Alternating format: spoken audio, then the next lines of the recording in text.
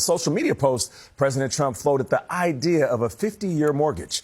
Now, it comes as the average age for a first-time home buyer has climbed to 40 years old. How would this work, and why is the president considering this now? So a 50-year would work a lot like the 30-year does. You would just repay that loan over 50 years instead of 30 years. Okay. Not a lot of credit unions or banks offer it, but if the White House were to endorse this product, you'd likely see a lot more availability. Remember, FDR's administration was the architect of the 30-year going back to the Great Depression. You asked why now?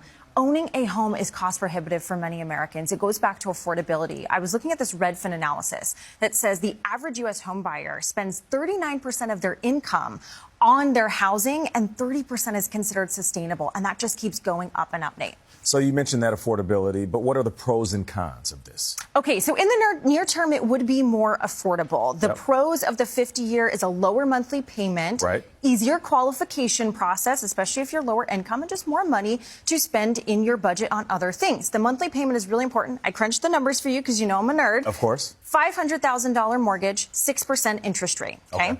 You would pay over $400 less in a monthly payment on a 50-year mortgage than a 30-year mortgage. But that's Kelly, pretty significant. What about the long Exactly. term? That's the con, right? So it would mean a lot more interest. In that same scenario, you would pay over $450,000 more over the length of your loan. That's as much as your mortgage loan would be. So it's really about owning a home is longer for you, further away, building that equity. I think the critics say, hey, you would die before you would actually own your home. The proponents say, well, that's better than never getting the chance.